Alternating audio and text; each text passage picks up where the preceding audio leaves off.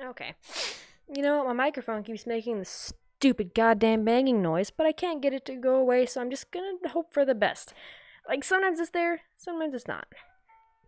Let's just get on with the fact that my first ever video, is about Logan Paul.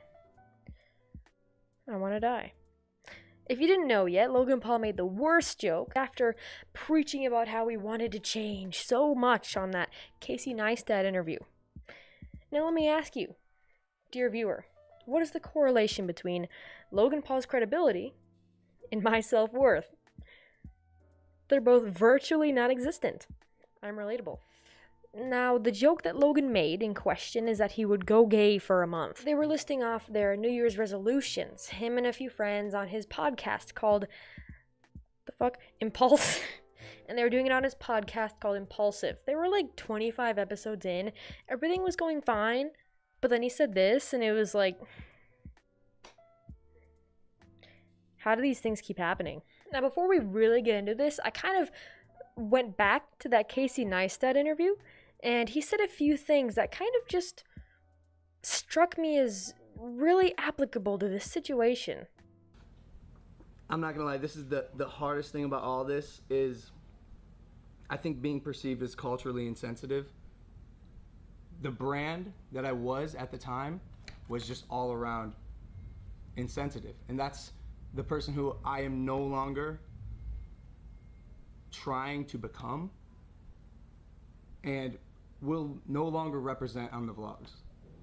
Now, I don't really get the logic there. You're sick of being seen as culturally insensitive, so then you make a joke about going gay for a month? I don't understand. Where is the logic there? It's like his brain is empty, as it's always been. This was like 5 months ago when he said that he wanted to change and that he was gonna be less insensitive and that he didn't want to be that person anymore. 5 months. Less than half a year. And he already goofed it up. Anyway, about the podcast itself, the podcast isn't bad. I listened to a few in my day, and it's got pretty good discussion topics. It's just the host is shitty, so it's not really my cup of tea. However, Impulsive hit 1 million subscribers recently. Congrats on 1 million. Impressive for a month. Really, he's only been posting content on that podcast channel for about a month. But at the same time, it only took him a month to screw it up.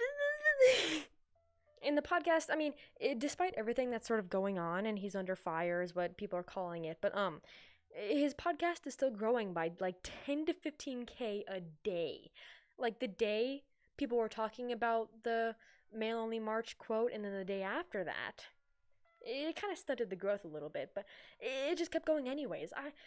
I will never understand why people continue to support this man. I mean, can you even call him a man? I don't know. Personally, I just believe that if someone screws up again and again and again, no matter how many times they apologize, if there's a pattern of just being a jerk, then they're just a shitty person. So I don't really understand why people keep forgiving him. Anyway, back to the podcast itself. It was on episode 24, about 4 minutes and 28 seconds in. And the way it sort of went down is they were listing off their New Year's resolutions, and they had sort of like a theme for a month up until March. There was Vegan Sober January, and then there was Fatal February, which they kind of seem to be taking seriously, both of those two, and then there was Male Only March, and that's where the sort of going gay for a month thing kind of happened. I don't understand. When you watch the video, it's clear that it was a joke, but it takes genuine effort to understand that it was a joke. It's like the first 2 months, they were kind of taking seriously. Vegan Sober January, it seems like they were kind of being honest about it and sincere. And then same with Fatal February, they were like, oh yeah, we're gonna go all out. So then why wouldn't people assume that they would take the third month seriously? They just set up the joke for failure. What was he thinking? This makes me so upset that he's so dumb. I was gonna swear there, but I'm trying to be family friendly, so I can't. But I feel like people are getting so angry about it, and it was just a poorly executed joke. I'm not giving him excuses by any means whatsoever. It's just not worth getting so angry about. Like Fatal February, Male Only March, the alliterations, they're just shitty parodies of No Nut November.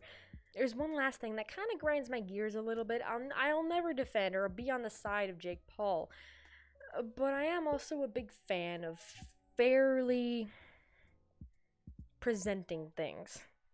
Whenever people show the clip, the ones that I've seen that are going around, they cut out the laugh at the end. And it kind of makes him look more serious than he really was. And if you look at the podcast, they laugh. And you can tell that they're joking, but when you cut out the laugh, it's like it just makes it not a joke anymore. And I mean, like I said, I'm not defending anybody here by any means. I'm just saying, if you're gonna put somebody under fire like that, you might as well fairly represent what they were doing.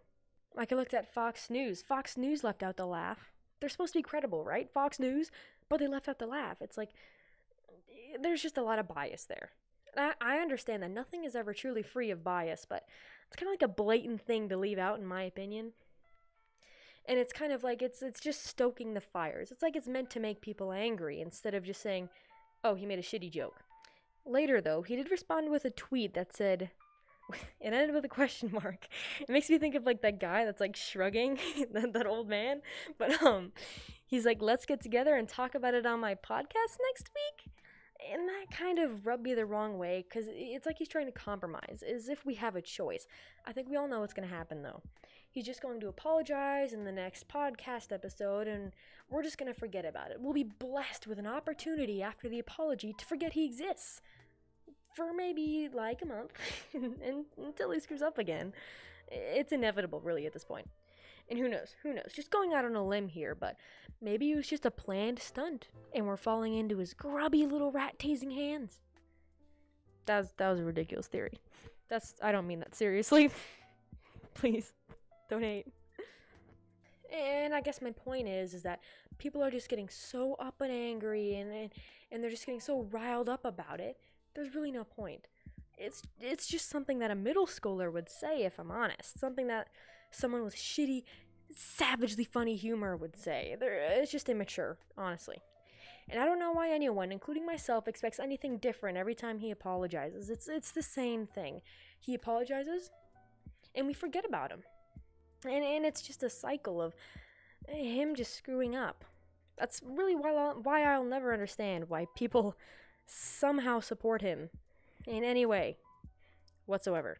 Honestly, the best thing that came out of this was I realized how great it felt to forget about Logan and Jake Paul.